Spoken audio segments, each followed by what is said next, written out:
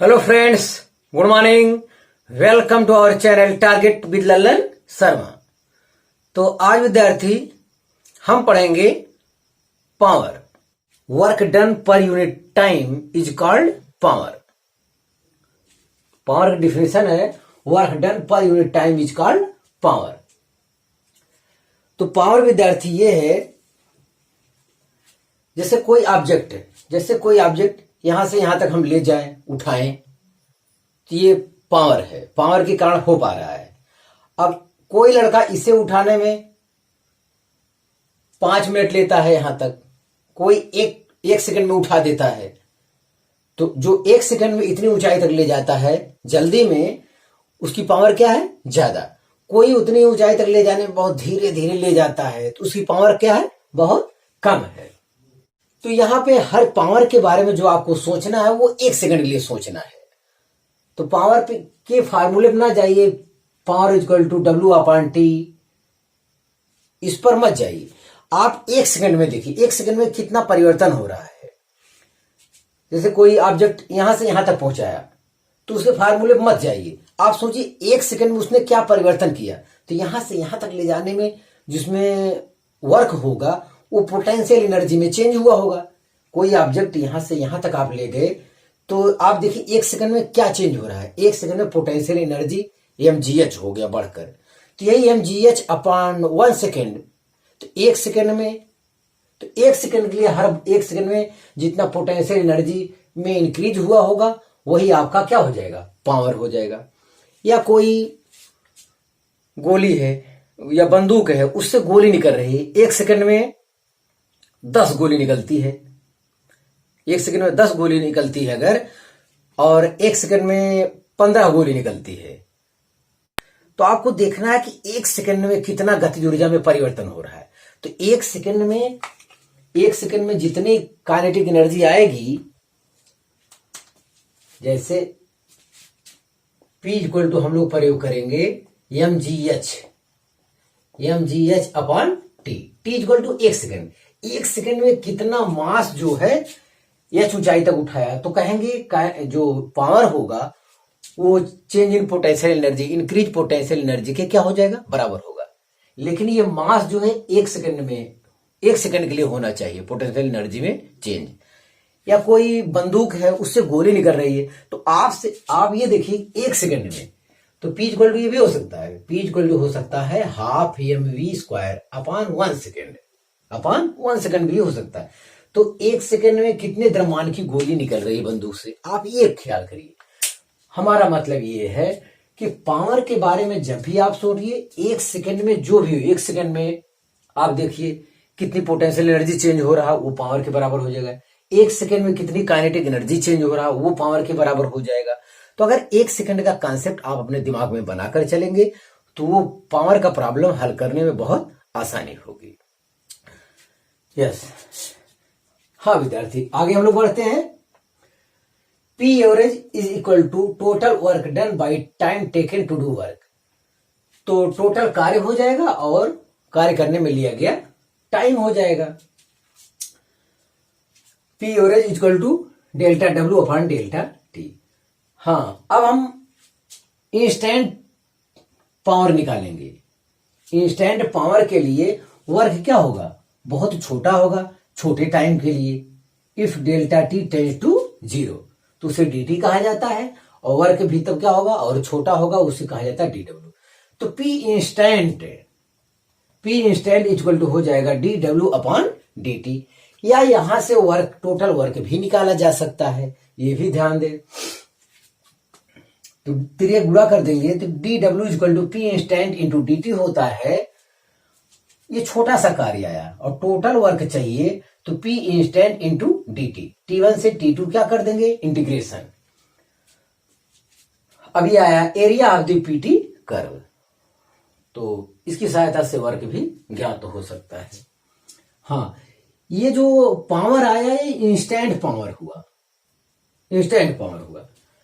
अब हम कहेंगे work done by constant force is, constant force द्वारा किया गया कार्य। Work W equal to F vector F dot vector s होता है। और हमें पी इंस्टेंट अगर ज्ञात करना है तो इसी W के स्थान में क्या लिखेंगे, vector F dot vector yes, वही हम रखे हैं। एफ हमारे लिए कांस्टेंट है, उसको हम बाहर ले लिए तो यहां ले लिए, तो ये आ जाएगा vector DS upon dt। Vector DS upon dt ये होता है विद्यार्थी वेलोसिटी। यस, तो ये this is very important formula for numerical. तो P इंस्टेंट इक्वल टू आया vector F dot vector v, और vector F dot vector v होता है, ये होता है एफ वी कॉस थीटा, जिससे vector A dot vector v बराबर होता है vector A dot vector v बराबर ए बी कॉस थीटा। ठीक उसी प्रकार से vector F dot vector v F V cos theta. कोई फोर्स कार्य कर रहा है, v वेग से इधर दिखाया तो उनके बीच का angle, where theta is the angle between f vector and v vector, where theta is the small angle between f vector and v vector। Yes, तो इतना अध्ययन यहां पे हम लोग किए। अब इसके बाद देखिए, इसके बाद और कुछ कॉन्सेप्ट ये है, इफ मास इज वेरिएबल तब क्या होगा, इफ मास इज वेरिएबल, अगर मास वेरिएबल है तब वर्क कैसे आएगा, तब पावर कैसे निकालेंगे, ये सब हमको देखना है। तो ऐसी दशा में होता है D D T of M V. Newton के सेकंड लॉ में विद्यार्थी आप देखे होंगे, तो change in momentum is equal to external force, change in momentum is equal to applying force. तो यही न्यूटन का सेकंड लॉ है। अब यहां पे m क्या है, वेरिएबल है। m वेरिएबल का मतलब यदि कोई ऑब्जेक्ट बहुत ज्यादा स्पीड से जा रहा है, प्रकाश की चाल के कंपैरिजन में जिसको निगलेक्ट नहीं किया जा सकता है, ऐसी दशा में उस ऑब्जेक्ट का मास इंक्रीज कर जाता है। ये कॉन्सेप्ट हम लोगों को पहले से पता है या बता चुके हैं हम वहां न्यूटन वाले फार्मूला में। तो ऐसे केस में m वेरिएबल है तो कांस्टेंट रहता था तो हम लोग बाहर कर लेते थे, तो dv अपॉन dt आ जाता है, तो change in velocity f equal to m में आ जाता है। लेकिन यहां पे ऐसा नहीं होगा, यहां पे v वेरिएबल है, m वेरिएबल है। तो m वेरिएबल है तो इसका करना होगा first function into differentiation of second function plus second function into differentiation of first function. तो यहां पे जो f बराबर f इक्वल टू फार्मूला हमारा आएगा, f इतना आएगा। यस,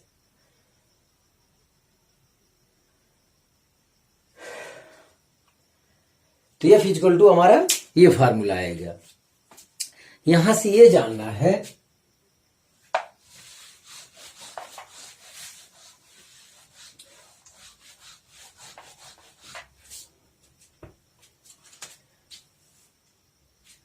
अब इसमें भी कंडीशन है, if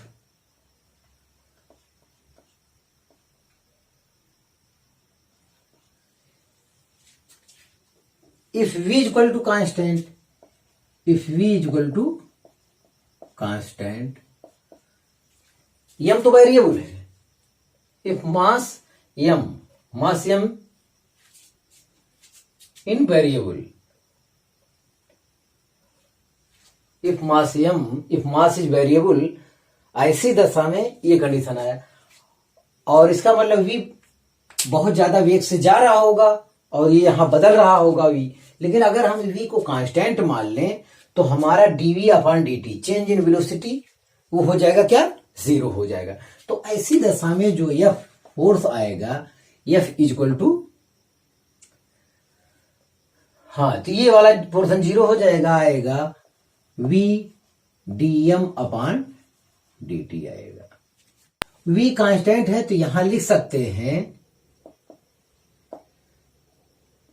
dv upon dt is equal to 0। Change in velocity क्या होगा, जब v कांस्टेंट है तो उसका चेंज कैसे आएगा, वो 0 हो जाएगा। तो यह बराबर इतना आया और हमको ज्ञात करना है p। तो ऐसी दशा में पावर जाएगा, पावर होता है F V cos theta, F V cos theta. तो यहां ये वैल्यू रखेंगे अगर हम लोग, पावर हो जाएगा एफ वी। अब ये एफ वी उसी दिशा में फोर्स लग रहा है, उसी दिशा में वी है, तो थीटा इक्वल टू 0 हो जाएगा। तो एफ के स्थान पे ये रखेंगे, V DM upon D T into V. तो पावर इक्वल टू एक फार्मूला ये निकल जाएगा, V square DM upon D T. तो ये भी ध्यान देना है।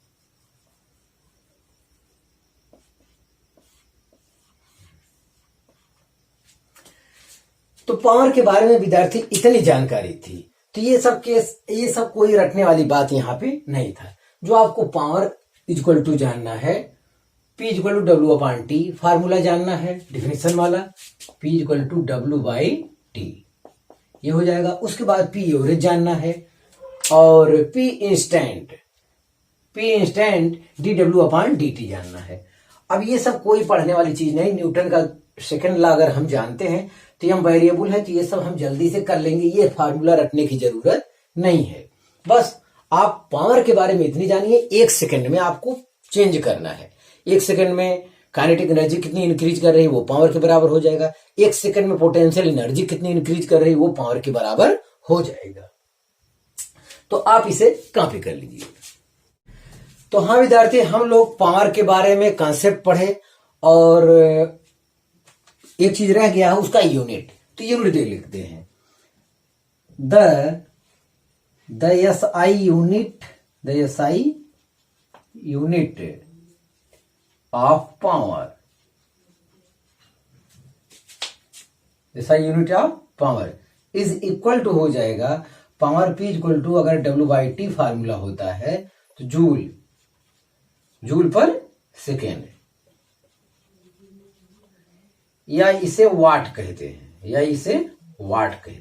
यस।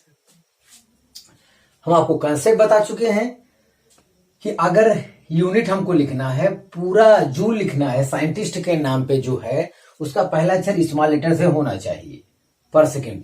ये वाट, ये भी साइंटिस्ट के नाम पे है, तो पहला अक्षर क्या होना चाहिए, स्मॉल लेटर में होना चाहिए। हाँ, कोई एक अक्षर में यूनिट लिखता है तो इसे लिख सकता है जूल पर सेकेंड या वाट, ऐसे भी कह देगा तो चल जाएगा। तो एक ही में लिखता है तो कैपिटल लेटर में लिखना पड़ेगा, और पूरा नेम लिखता है अगर तो उसे पहला जो होगा वो स्मॉल लेटर में लिखना होगा। तो आप यूनिट को कॉपी कर लीजिए, उसके बाद हम लोग सॉल्व करेंगे प्रॉब्लम।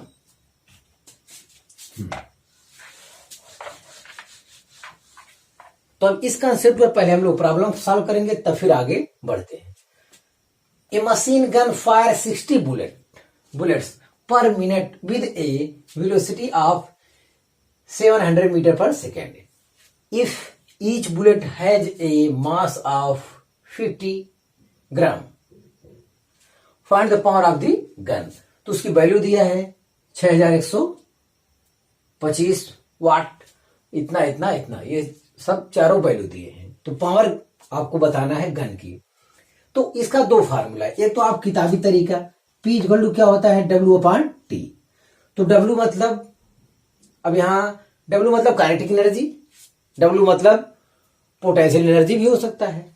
तो टोटल कार्य काइनेटिक एनर्जी में कन्वर्ट हो सकता है, टोटल वर्क जो है पोटेंशियल एनर्जी में कन्वर्ट हो सकता है, तो दोनों के बराबर होगा। तो यहां गोली निकल रही किसी भी स्पीड से, तो टोटल कार्य में टोटल द्रव्यमान लेंगे, टोटल द्रव्यमान into half M V square upon total time में क्या लिखेंगे 60 मिनट पर मिनट, 60 मिनट पर मिनट मतलब 60 सेकंड से भाग देंगे, तब हमारा आंसर आएगा। हम तो ये कह रहे थे यहां पे half M V square upon T के स्थान पे 60 सेकंड हो जाएगा, 1 मिनट दिया है। और टोटल मास लेना पड़ेगा, 60 बुलेट का मास लेना पड़ेगा। और एक तरीका तो ये हो गया आपका किताबी, और एक हम कह रहे हैं कि आप हर चीज 1 सेकंड के लिए सोचिए, 1 सेकंड में, 1 सेकंड के लिए। तो for 1 second, for 1 second, for 1 second, तो एक 60 मिनट में 60 बुलेट फायर करता है गन मशीन। तो 60 सेकंड में 60 बुलेट, तो 1 सेकंड में एक फॉर 1 सेकंड, तो 1 सेकंड में 1 बुलेट हो जाएगा, 1 सेकंड में 1 बुलेट, तो 1 सेकंड में 1 बुलेट 1 सेकंड में रिलीज करता है 1 बुलेट, और 1 बुलेट का मास हमको दे दिया है। तो फॉर 1 सेकंड के लिए आपको सोचिए, फॉर 1 सेकंड के लिए, तो m इक्वल टू 1 सेकंड में 1 बुलेट आया, 1 बुलेट, और 1 बुलेट का मास है 50 ग्राम, 50 ग्राम, तो ये हो जाएगा 1000 से भाग देंगे तब क्या हो जाएगा, केजी हो जाएगा बस। और v आपको मालूम है, v कितना मालूम है, 700 मीटर पर सेकेंड, बस क्लियर हो गया सब कुछ। और t इक्वल टू 1 सेकेंड है ही है, खत्म। तो ऐसी दशा में अब 1 सेकेंड के लिए p equal to W upon T होता है, तो p इक्वल टू हो जाएगा half mv² upon T. Half 1 second के लिए मास कितना, 1 सेकेंड के लिए मास है 50 इंटू 10⁻³ इंटू v², ये 700 इंटू 700 अपान कितना, 1 सेकेंड, क्योंकि हर चीज हमने 1 सेकेंड के लिए निकाला है। और इसकी जो डिफिनीशन है पर यूनिट टाइम पे है, वर्क पर unit time, work done per unit time is called power. तो यूनिट टाइम पे जो कार्य होता है वो पावर होता है। तो यूनिट टाइम मतलब 1 सेकेंड के लिए, तो आप 1 सेकेंड के लिए हमेशा एक आदत डाल लीजिए। तो अब हम लोग इसे सॉल्व करेंगे, चलिए देखते हैं। तो यस, तो ये आएगा 5 इंटू 7 इंटू 7 अपान 2। तो यहां देखिए इसका 3 0, ये तो इसी का 0 है, ये 3 0 10⁻³ से कैंसिल हो जाएगा, तो इतना बचा, और 0 इसमें 700 है, 2 0 बचे हुए हैं, तो इतना बचा है 7 गुणे 700, ये बचा था मैंने लिखा, यहाँ 5 है, 5 × 2, यस, तो 5 गुणे 4900 बटे 2 हुई है। चलिए ठीक है, अब 5 से गुणा करते हैं, लास्ट में 2 से भाग देंगे, तो 0 आ जाएगा, 0 और 5 9 45 के 5 5 20 24, इतना अपान 2 आया, इतना अपान 2 आया, तो डिवाइड किया जाए, तो 2 1 2, 2 दूनी 4, 2 दूनी 4, 2 5 10, इतना सरल आया, इतना जूल पर सेकेंड या वाट, जूल पर सेकेंड या वाट, तो ये आपका आंसर है। तो हम तो समझते हैं विद्यार्थी इस टाइप का प्रॉब्लम हल करने के लिए कठिन से कठिन सवाल है, आप 1 सेकंड के लिए हमेशा सोचिए। फॉर 1 सेकंड, तो t इक्वल टू 1 सेकंड तुरंत लिखिए, और 1 सेकंड में कितना मास आप ऊपर ले गए हैं, कितनी गोली बंदूक से निकली है, जो भी कुछ है भगवान कसम 1 सेकंड के लिए है। तो 1 सेकंड में कितना मास है, तो 1 सेकंड में इतना मास आप ऊपर ले गए, या 1 सेकंड में इतनी गोली निकली, उसका मास पता चल जाएगा, उसकी वेलोसिटी ये रहेगा, तो t = 1 सेकंड। उसके बाद इस फार्मूले में रखेंगे, आपको अपना आंसर आसानी से मिल जाएगा। हमें लगता है कैलकुलेशन भी कम करना पड़ेगा, तो आप इसे कॉपी कर लीजिए। हाँ विद्यार्थी, दूसरा सवाल देखा जाए। दूसरा सवाल कह रहा है, what is the power delivered by the gravitational force at the following instant. वो इंस्टेंट है एट m at n। तो देखिए पावर का सवाल, देखिए प्रोजेक्टाइल से भी पावर का सवाल बनता है। तो ग्रेविटेशनल फोर्स द्वारा जो वर्क हुआ है वो बताना है। कहां पर? यहां पर 1 kg का एक बॉल समझ लीजिए है, 1 kg का मास है, बॉल है। ये इनिशियल वेलोसिटी u = 5 मीटर पर सेकेंड से जा रहा है, और ये जब यम पे पहुंचेगा उस दशा में ग्रेविटेशनल फोर्स द्वारा वर्क, उस दशा में पावर पहुंच रहा है, और जब ये बॉल पहुंचता है एन पर उस दशा में पावर पहुंच रहा है। ठीक, तो पहला देखा जाए पावर। देखिए gravitational force M G, gravitational force F G, ये क्या होता है? ये तो हमेशा नीचे की ओर कार्य करता है। यहां पर ये वेलोसिटी इस टाइप से हो जाएगा, तो इनके बीच जो एंगल बनता है वो 90 का बनता है। 90 होने की वजह से work done by gravitational force is equal to 0 हो जाएगा। जब वर्क 0 हो जाएगा तो पी पॉइंट पे पावर भी क्या हो जाएगा? 0 हो जाएगा। तो पी इक्वल टू हो जाएगा vector F dot vector V, यह हो जाएगा एफ नहीं एफ जी, ग्रेविटेशनल फोर्स है, तो F G into V cos क्या 90। ये cos 90 मान 0 होने की वजह से सब 0 हो जाएगा, वैल्यू रखने की कोई जरूरत नहीं है। अब हम सोचेंगे एट n, सेकेंड वाला n के लिए विद्यार्थी जिस वेग से यहां से, जिस वेलोसिटी से बॉल यहां गया है उसी वेलोसिटी से यहां पे टकराएगा भी। यस, अब यहां पे जब पहुंचा तो यहां पे ग्रेविटेशनल फोर्स यहां भी नीचे है, यहां भी ये u वेलोसिटी मिलेगा आपको, u वेलोसिटी यहां मिलेगा। हाँ, जो कोण इधर से था ये 60, ये इधर से 60 आपको मिल जाएगा। यस, हाँ एक चीज और विद्यार्थी, प्रोजेक्टाइल में आप पढ़ेंगे, प्रोजेक्टाइल मोशन में हॉरिजॉन्टल वेलोसिटी कभी बदलती नहीं है। जो इसका u cos थीटा कंपोनेंट आएगा, u cos 60, और ये v की क्या होगा? बराबर होगा। अगर कहीं जरूरत पड़ता है तो इसके लिए कहा गया है, यहां हमें आवश्यकता नहीं है। अब देखिए ये 60 हो गया तो ये कितना हो गया? 30 हो जाएगा। तो एफ जी और u के बीच जो एंगल है वो 30 डिग्री हो रहा है, 60 नहीं, ये ध्यान देना एट पॉइंट n के लिए। तो यहां पर वर्क डन बाय, यहां पे work done by gravitational force तो होगा, अब की बार कार्य होगा। हाँ, तो पावर वाला फार्मूला हम लोग यही लगाते हैं क्योंकि हमको वेलोसिटी भी मालूम है, हमको सब कुछ मालूम है। तो यहां पावर P इक्वल टू हो जाएगा F G dot U vector, क्योंकि जो वेक्टर वेलोसिटी यहां चला था वही वेलोसिटी यहां इस पॉइंट एन पर हमको मिल जाएगा। अब की बार हम u प्रयोग करेंगे। हाँ, जब इसका एक्सपेंशन करेंगे F G into you cos 30, या एफ जी, एफ मतलब ग्रेविटेशनल फोर्स प्रयोग करेंगे एम जी यू, और cos 30 का मान होता है √3/2। तो यम है 1 kg, जी 10 है, यू आपको दिया है 5 मीटर पर सेकेंड इंटू √3/2, तो 2 × 10, ये हो जाएगा 25/2 वाट। तो ये प्रोजेक्टाइल का विद्यार्थी अच्छा सवाल था। तो प्रोजेक्टाइल वाले कॉन्सेप्ट पे काफी आसान सवाल होता है, आपको यहाँ पे ध्यान देना चाहिए, तो आप इसे कॉपी कर लीजिए।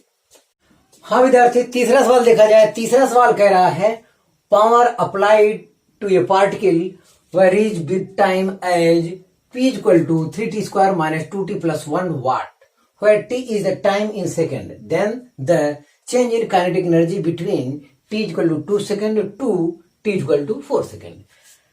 तो पावर दिया हुआ है और चेंज इन काइनेटिक एनर्जी पूछ रहा है। तो क्या किया जाए? पावर दिया है तो हम लोग वर्क ज्ञात कर सकते हैं। तो चेंज इन एनर्जी का वर्क से क्या ताल्लुक है? तो वर्क से ताल्लुक है, यहाँ पे जो वर्क होगा work done by external agent होगा, ये चेंज इन काइनेटिक एनर्जी के बराबर होता है। Work done by all forces is equal to change in kinetic energy. तो ध्यान दे, चेंज इन काइनेटिक एनर्जी आ जाएगी यदि हमें मिल जाए work done by all forces, तो ऑल फोर्सेज मतलब यहाँ तो एक्सटर्नल एजेंट ही कार्य कर रहा है, तो वही अगर कार्य आ जाता है और हम कह देंगे वो चेंज इन काइनेटिक एनर्जी के क्या है, बराबर है। यस, तो ये हमको काम करना है, टोटल कॉन्सेप्ट हुआ ये। चलिए हल करते हैं। तो पावर दिया है, तो P इक्वल टू जो होता है, सोल्यूशन देखें, dw अपॉन dt। विद्यार्थी आप ध्यान दें, क्वेश्चन को पहले वीडियो रोककर खुद सॉल्व करें, उसके बाद ही हमारा सोल्यूशन देखें, ध्यान दें। तो P इक्वल टू होता है dw अपॉन dt, हमें तो वर्क ज्ञात करना है, तो dw इक्वल टू हो जाएगा P dt छोटे टाइम के लिए, और हमें टोटल वर्क चाहिए, टोटल वर्क चाहिए अगर, तो ये हो जाएगा क्या, dw या हाँ dw, इसका वैल्यू P dt ये चाहिए, और टाइम क्या है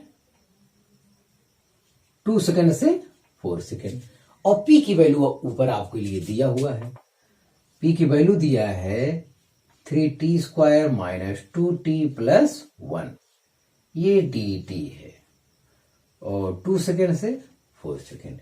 अब हमको इसका करना है इंटीग्रेशन, तो 3 और t स्क्वायर का हो जाएगा t क्यू अपॉन 3। चलिए आइए आगे, -2 और t का इंटीग्रेशन हो जाएगा t स्क्वायर अपॉन 2, एक का इंटीग्रेशन हो जाएगा t, इतना तो इंटीग्रेशन आया। अब उसके बाद 2 to 4, हाँ, तो कैलकुलेशन आसान करने के लिए इसे आपस में हम लोग यहां काट भी सकते हैं। अब अपर लिमिट माइनस लोअर लिमिट करना है, तो चलिए करिए। तो 4 का क्यूब माइनस 2 का क्यूब प्लस 2, सॉरी 4 का क्यूब, एक बार अपर लिमिट हर जगह रखेंगे, 4 का क्यूब माइनस 4 का स्क्वायर प्लस 4 अपर लिमिट माइनस लोअर लिमिट, तो 2 का क्यूब माइनस 2 का स्क्वायर और प्लस 2, ये आया हो। तो चलिए देखते हैं कितना आता है। 4 16 चौका 64, 64 माइनस 16 प्लस 4 इतना आया, माइनस 8 माइनस 4 प्लस 2 इतना आया, ये आपको ध्यान देना है। यस, तो 64 प्लस 4 68, 68 हुआ, माइनस 16 ये घटाना है आपको, और 6 2 5, तो आया 52 माइनस 52 माइनस 8 2 10, 10 में 4 गए 6,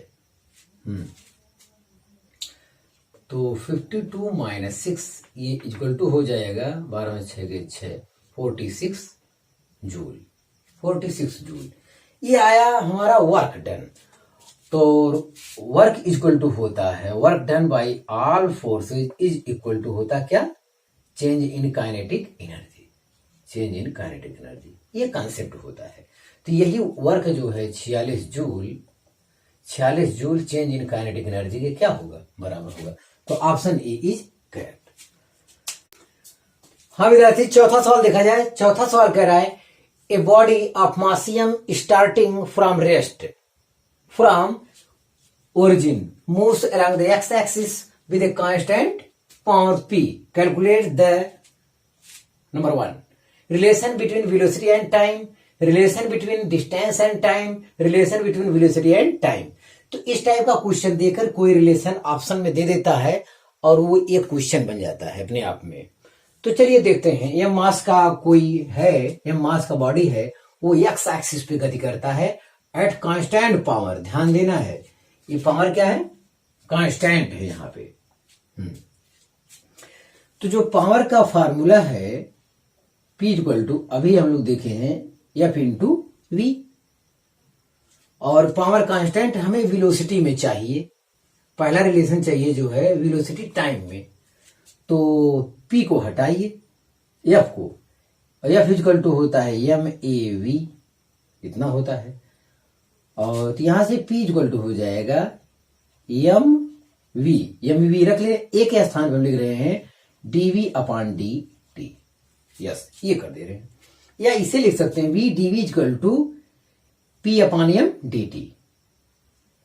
वी डीवी इक्वल टू हम लिख सकते हैं पी अपॉन एम और यहां D T, P D T upon M. Yes, इतना हो गया। अब हमें v चाहिए, वेलोसिटी। तो टोटल के लिए क्या करना होगा, हमें इंटीग्रेटिंग, इसके बाद क्या करना चाहिए, इंटीग्रेटिंग। चलिए इंटीग्रेट करते हैं। इंटीग्रेटिंग के लिए आपको v dv is equal to p upon M D T. Yes, तो यहां 0 से v, यहां टाइम 0 से t। चलिए ठीक है, तो ये हो जाएगा v स्क्वायर अपॉन 2 इंटीग्रेशन। तो 0 से v लिमिट लगा देंगे बराबर, ये p अपॉन एम कांस्टेंट है, तो इन ब्रैकेट आएगा t, 0 से t हो जाएगा। तो ये हमारा answer upper limit minus V square upon 2 minus 0 is equal to हो जाएगा p upon M into T minus 0। तो ये हो जाएगा V square equal to 2pt upon M. तो v इक्वल टू हो जाएगा under root 2pt upon M हो जाएगा। इतना आया, v आया। तो पहला वाला कह रहा है वेलोसिटी टाइम में relation between velocity and time. तो वेलोसिटी टाइम में रिलेशन आ गया। तो हमारा यहां आंसर आ रहा है v equal to under root क्या 2p अपॉन एम और t, या इसे लिख सकते हैं v proportional t power 1/2। v proportional under root t के हो रहा है, तो 2p अपॉन एम ये तो कांस्टेंट है। तो एक रिलेशन पहला वाला यहां से हमको मिला, पहले वाले ऑप्शन का। यस, अब हमें इसी रिलेशन का फायदा उठाकर दूसरे का डेरिवेशन करना है, relation between distance and time. Velocity को डिस्टेंस में कन्वर्ट करना है। यहां दूसरे के लिए हम लोग लिखेंगे, वेलोसिटी का स्थान लिखेंगे ds upon dt equal to क्या v, ये लिखेंगे। तो ds इक्वल टू हो जाएगा v dt हो जाएगा। फिर इसका इंटीग्रेशन करेंगे, तो इंटीग्रेटिंग करेंगे तो हो जाएगा ds equal to v dt। Yes, अब v की जो वैल्यू है वो हमको रखना चाहिए। तो ये v के स्थान पे जो वैल्यू रखेंगे under root 2pt upon M, ये रखेंगे और उसके बाद लिखेंगे यहां dt। यस, 0 से यस ये है, तो इसका तो हो जाएगा एक इंटीग्रेशन यस हो जाएगा। 0 से यस लिमिट लगाएंगे, यहां पे under root 2p by M ये कॉमन लेंगे, तो इंटीग्रेशन 0 से t यहां आएगा, वास्तव में t घाते 1/2 dt आया। यस, तो ये तो हो जाएगा under root 2p upon M. Yes, इसका जो इंटीग्रेशन होता है t पावर 1/2 प्लस 1, तो t और अपॉन 3/2 इतना आ रहा है इंटीग्रेशन, और 0 से t आपका है। हाँ, तो upper limit minus lower limit, ये देखिए, तो s minus 0 is equal to, एक बार t रखेंगे एक बार 0 रखेंगे तो सब खत्म हो जाएगा, केवल t वाला ही मान होगा, मतलब यही आएगा। तो ये हो जाएगा under root 2p upon M into t घाते 3/2 अपॉन 3/2। यस, इतना आया। अब इसके लिए हम क्वेश्चन को हटा रहे हैं, हमें लगता है हमें अब उसकी आवश्यकता नहीं रह गई है। ये 2 यहां कर दें, 3 नीचे, ये हो जाएगा s equal to 2/3 under root 2p upon M into t 10⁻³ इतना आया।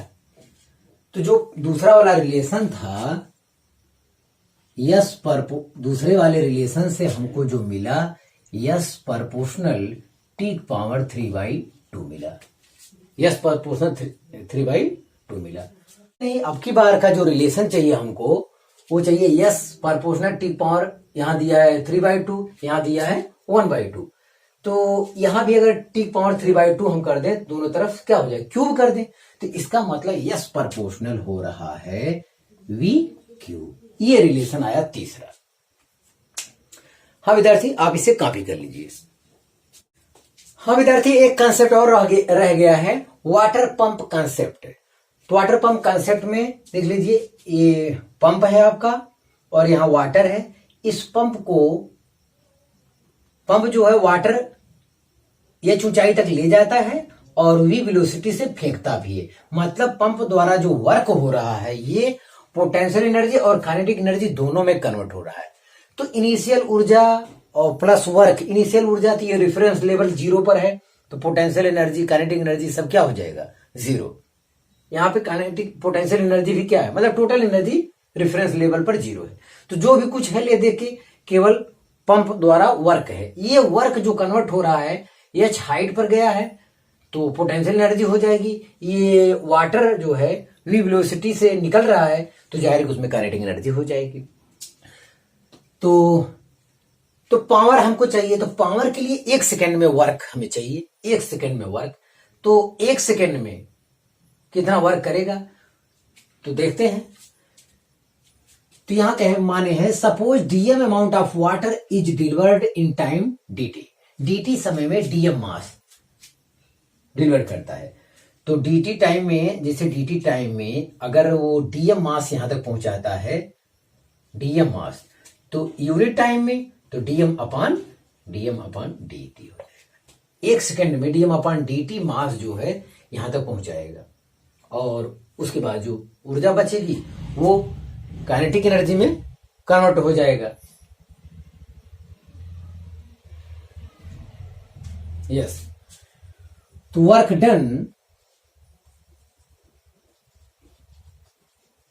Done by pump.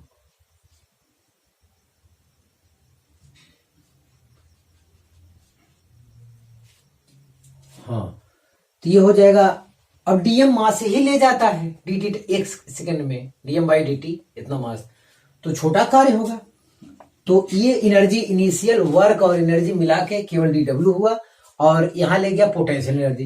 Potential energy कितना हो जाएगा, डीएम मास ले गया है dt टाइम में, तो mgh होता है, तो dmgh potential energy plus kinetic energy 1/2 mv² होता है, तो m के स्थान क्या रखा जाएगा, dm, ये v² हो गया। वर्क डन बाई पंप हो गया। अब पावर चाहिए, पंप का power of pump, power of pump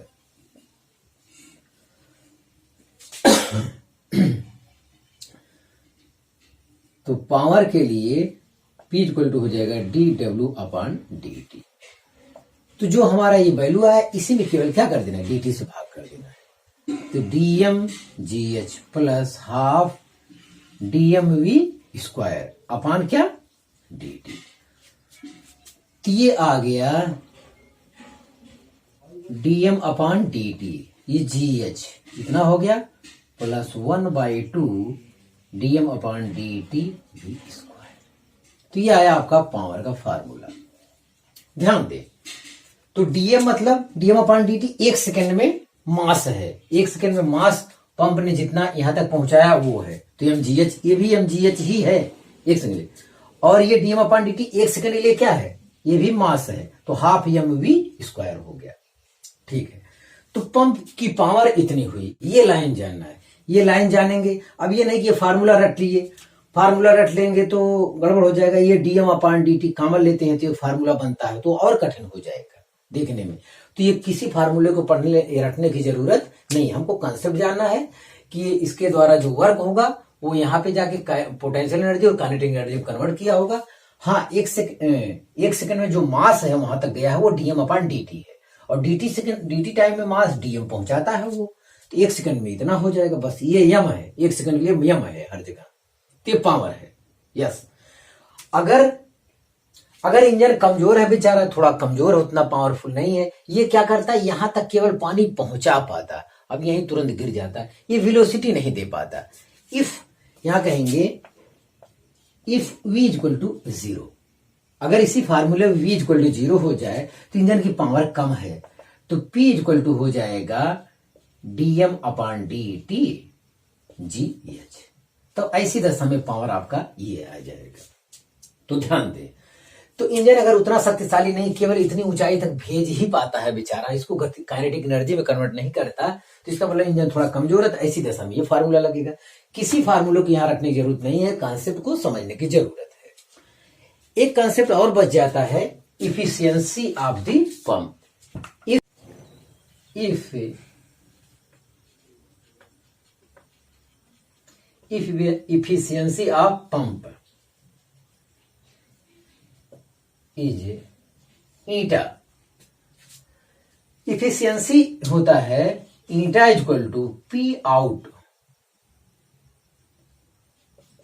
upon P input.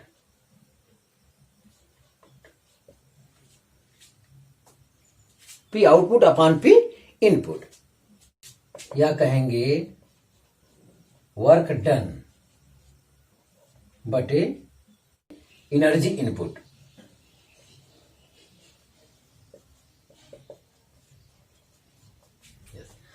हाँ विद्यार्थी, एक कंसेप्ट इसे और किया जाए, ये व्हाट इज इफिशियंसी। इफिशियंसी क्या है? इफिशियंसी ये है विद्यार्थी, जो आपका पंप होगा, मोटर होगा, इंजन होगा, ये जितना लेता है ऊर्जा, टोटल जितना इनपुट करता है, जितना लेता है, टोटल जो है वर्क में कन्वर्ट नहीं कर पाता। वजह ये है, जितनी ऊर्जा लेता है टोटल जो है वर्क में कन्वर्ट नहीं कर पाता है, क्योंकि जब पंप चलेगा तो ये गर्म होता है, हीट एनर्जी में कन्वर्ट हो जाता है, कुछ ऊर्जा बेकार हो जाती है। तो ऐसा कोई इंजन नहीं बन सकता जिसका इफिशियंसी 100% हो। ऐसा कोई आइडियल इंजन नहीं बन सकता जो चले कुछ देर तक और गर्म ना हो, तो ये चीज संभव नहीं है। तो ये चीज आपको यहां पे ध्यान देना, ये चीज संभव नहीं है। तो 90% 95% तक इफिशियंसी हो सकता है पंप की, 100% संभव नहीं है, क्योंकि कुछ ऊर्जा लॉस होगा, हीट एनर्जी में कुछ कन्वर्ट होगा, इंजन गर्म होता है, तो और सब में कुछ व्यर्थ जाएगा ही जाएगा। इस फार्मूले का प्रयोग करना, तो इससे पी आउटपुट पी इनपुट हम लगाएंगे जितना, वो उतना पावर हमको कितना प्राप्त होता है तो वो आएगा। तो जाहिर एक नहीं आएगा, एक से कम आएगा। एनर्जी इनपुट जितना एनर्जी लगाएंगे उतना वर्क नहीं होगा, थोड़ा सा कम होगा, तो जाहिर ये वैल्यू एक से कम आएगा। जब इसे परसेंटेज में कन्वर्ट करेंगे, जैसे कुछ आया, एक से थोड़ा कम आया, तो उसको 100 से गुणा करेंगे तो परसेंटेज इफिशियंसी इन परसेंटेज में आ जाएगा। अगर यहां 100 से गुणा कर देंगे तो क्या आ जाएगा? परसेंटेज में आ जाएगा। तो आप इसे कॉपी कीजिए। हाँ विद्यार्थी, देखें लास्ट सवाल आज का।